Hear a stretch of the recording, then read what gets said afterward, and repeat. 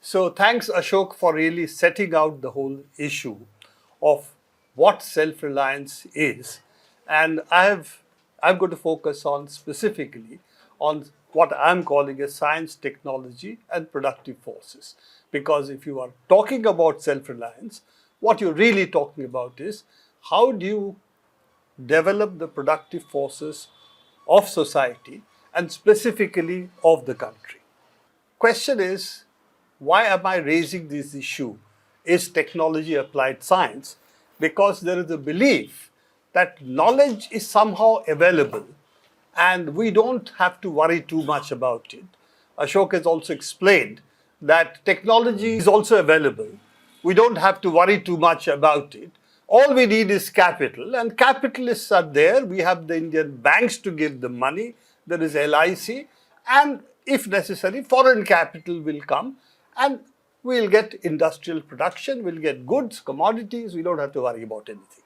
This is the story that we are being told, and the only self-reliance we need is they should at least make in India, even if they assemble everything that comes from outside. Don't need knowledge, that is available. We don't need technology, that's available. All we need is foreign capital or Indian capital to set up plants here, and like you become purified if you come to India.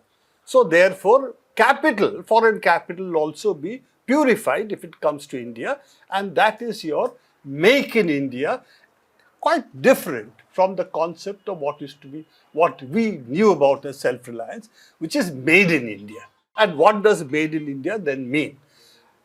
Here I have a little bone to pick. This is my personal bugbear with the scientific community, which is represented here as well, that engineers basically apply science. They develop the knowledge, we are mistries.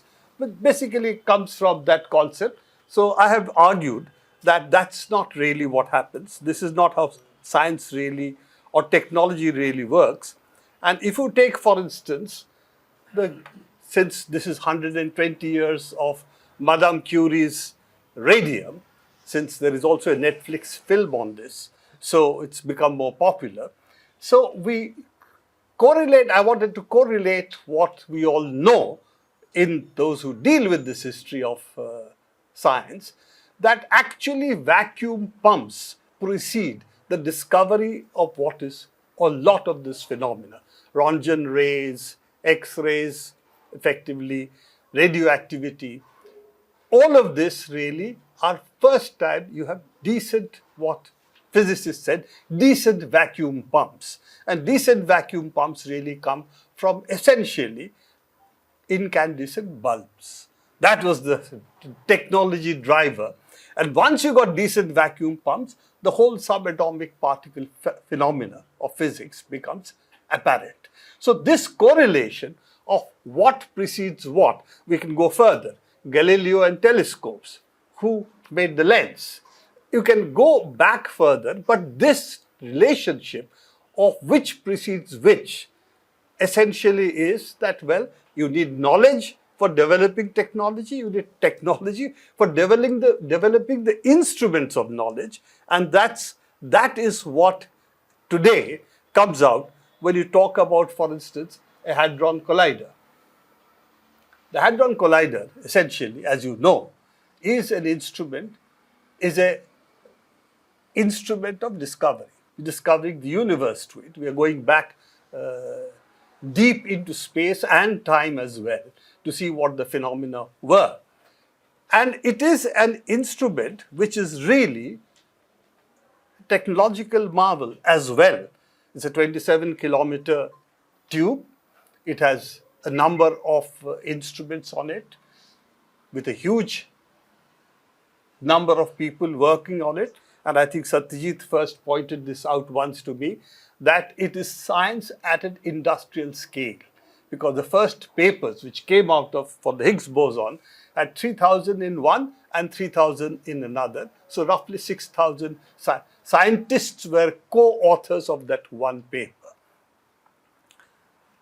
The reverse is also there. Take the lithographic machine, for instance, the ASML's lithographic machine. Now, this is a marvel of also science, because it has got lasers in it. It has got a huge number of what shall we say, little parts in it which have required a large number of scientific institutions to work on it. It is not something that is produced by one company. In fact, I'm not going into market cap at all, how big it is and so on. I'm just going to focus on what this lithographic machine has, that apart from all the other things, the key part of this is supposed to be the laser, which what is called extreme ultraviolet laser, which is there, which allows it to etch few micron level features onto silicon chips. So that's basically how you're packing more and more gates into the chip. The M2 processor has something like 11 billion transistors on it. What would be the equivalent of when we had physical transistors? Now, the key element of this is really the laser, and this laser is patented by an American company, Cymer, which is taken by ASML, is bought by ASML, but they hold the patent on it. That is why ASML has to obey American sanctions. America says no to China, ASML can't sell to China. And Cymer really comes from a whole bunch of developments which took place in Lawrence Livermore Laboratories, which is one of the weapons research institutions. It is also the one which is involved in what was called the Star Wars scenario in 80s. Lasers will shoot down missiles, and this laser technology is what is a collaboration between Cymer and what finally enters ASML, and that is why the control of the technology lies still with the US. So if I go into this in more details, which I will not, it's there in my paper. I have a physical paper, so all of you have to read it if you want to know more about it. So I'm not repeating what I've said in the paper. So knowledge is a key component of technology, and technology is a key component of science because it developed the instruments of science, while the knowledge that scientific institutions produce is what today goes into production of the tools.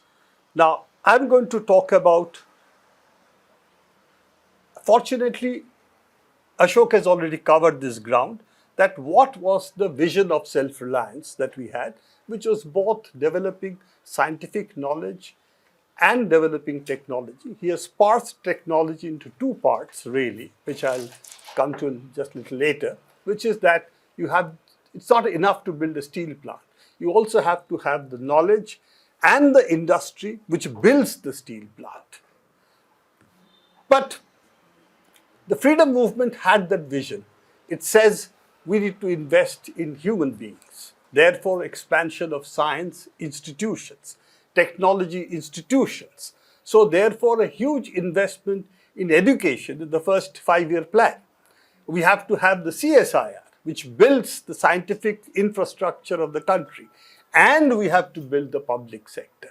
So both knowledge and the industry, even within the industry, how to build plants along with the plants, both were put together. If you take this, what Ashok talked about, you will see that those were the elements that were there. We built Damodar Valley Corporation for hydroelectric projects, but we also had, later, we also did, at the time, Heavy Electrical Corporation, I think, HEC, I don't know what I forget all the abbreviations.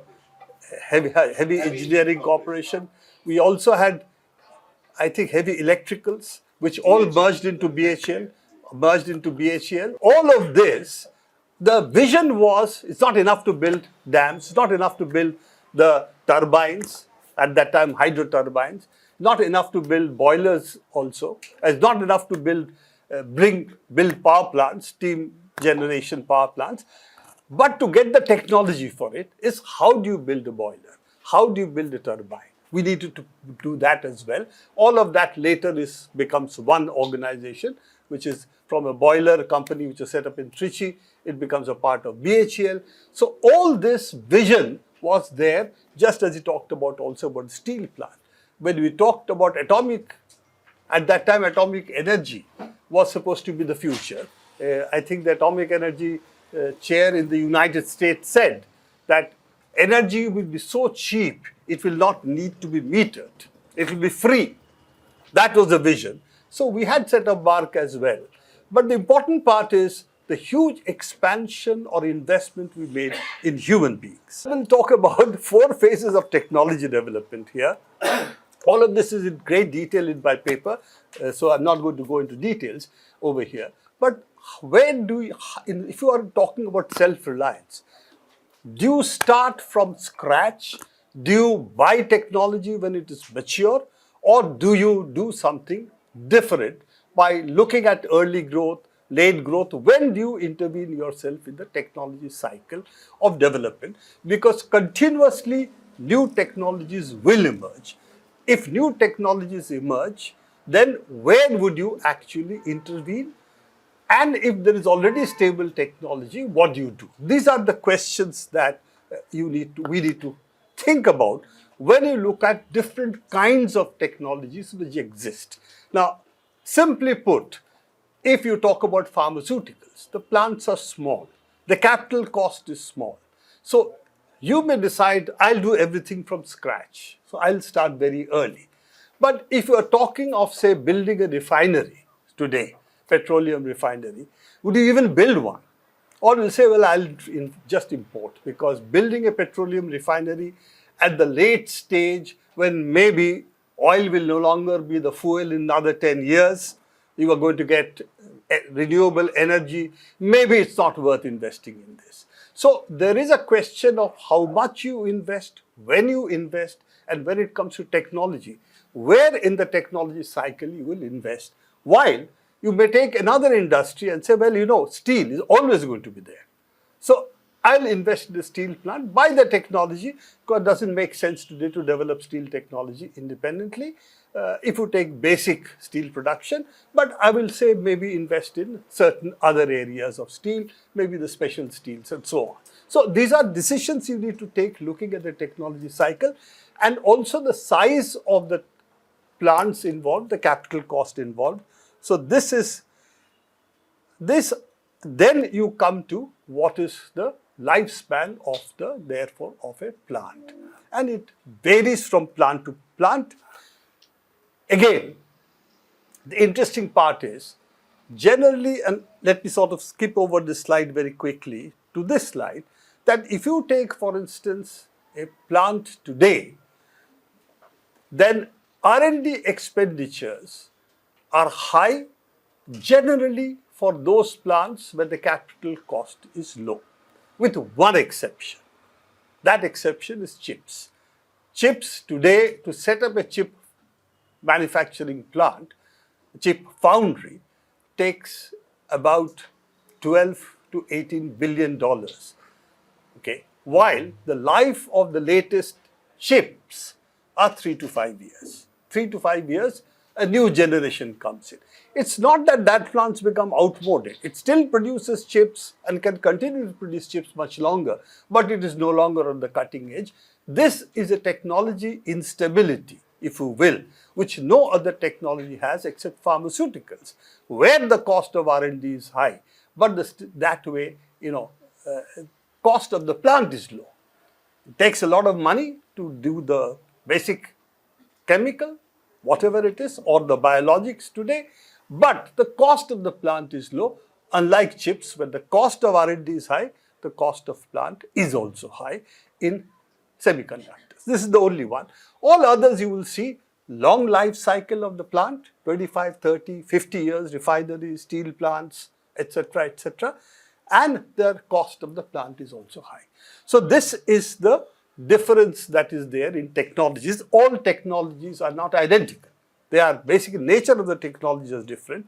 And I would also focus on one element today, that a plant or a company today, what is what Ashok was talking about, what is its basically knowledge capital.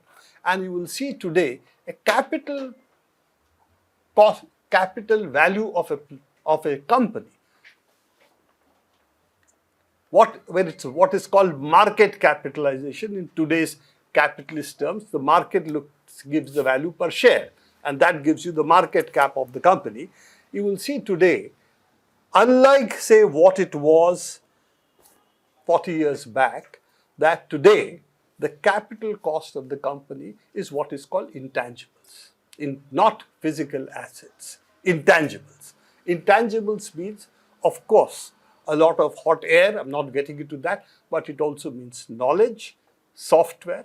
These are the two important elements of such companies, which is why ASML is one of the largest companies in the world till the Chinese sanctions, and their market has fallen because they can't sell to the biggest market, which is China. But if we take the cost, today you will see the companies, IT companies. No, Apple is the biggest company in the world in terms of market cap, has no factory. But it holds not only patents but also knowledge, the designs, the software, all that is held by. So it's not a company which just has a brand name, which of course is also important. So intangibles today have become much more important than it was earlier. This is knowledge I've said as red, essentially, that it is you pay for Apple's brand value, you also pay for software, which however many times it's repeated doesn't get worn out. It can be replicated almost without any cost.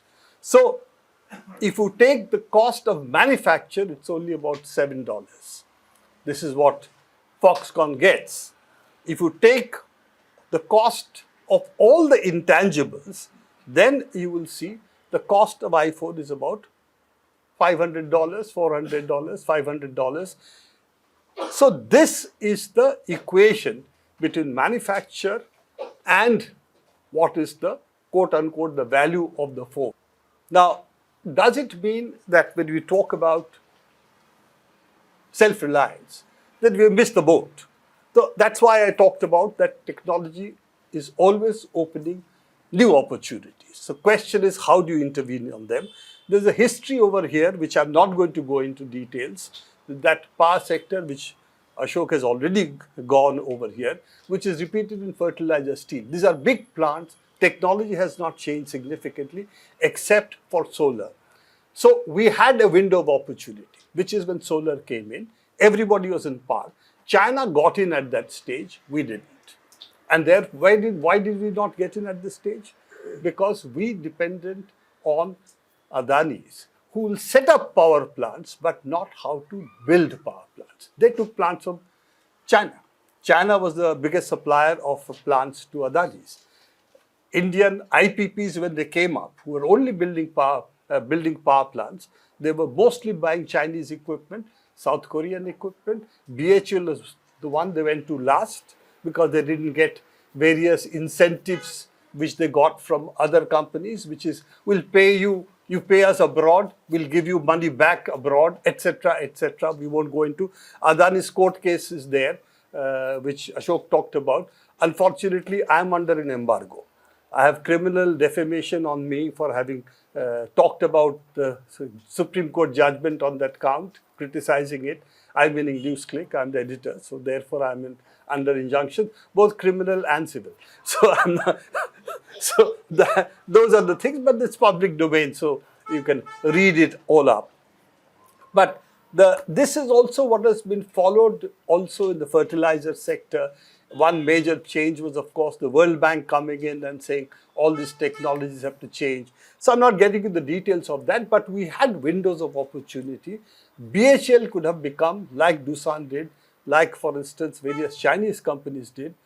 We would have become world suppliers because the Americans and the Europeans could not any longer compete on that market. So BHL was a global, in fact, it was better. They could produce better equipment than Chinese could. That's what the experience in the Indian power sector is.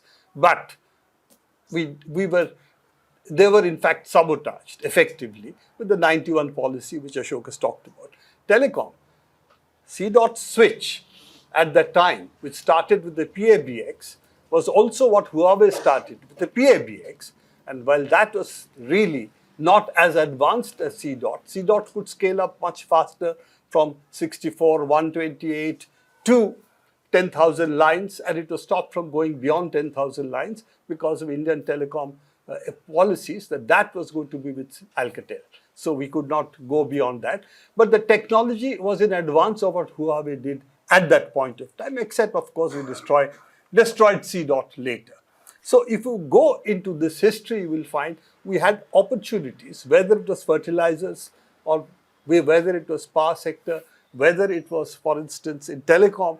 We have opportunities and we will get these opportunities again, provided we have all the infrastructure which we seem to have earlier, which was aborted by first the Manmohan Singh and company, and later, of course, Modi taking a hammer to it, which he has at the moment. Pharmaceutical is the only one which we have succeeded for some at least for some time now. But again, we are giving up to the Chinese actually what would be called today, we used to call it bulk drugs. Now there is some other set of words for it. APIs. Okay. So basically the basic drug production is passing into the hands of the Chinese. We are putting it together, pills, bottling it and giving it. So that seems to be the way it seems to be going. Now, I'm not going to details of this, I've already covered this, that when you want to develop self-reliance, therefore, it is not enough to develop just the plants. It is not just enough to develop what are the final production where it takes place, the steel, even the pharmaceuticals, even the telephone switches are produced. You really have to invest in the people. Why? Because technology changes very quickly. And if technology changes very quickly, knowledge is increasingly the share of what goes into either a hadron collider or into a cell phone. Both require advances which are taking place, and that is knowledge. You have to invest, therefore, in people. And if you want to invest in people, you have to invest in research and the scientific institutions. Interestingly, the United States, all the private research laboratories, including the famous Bell Labs, has closed down. It is in the universities that research takes place. It's funded by military, largely.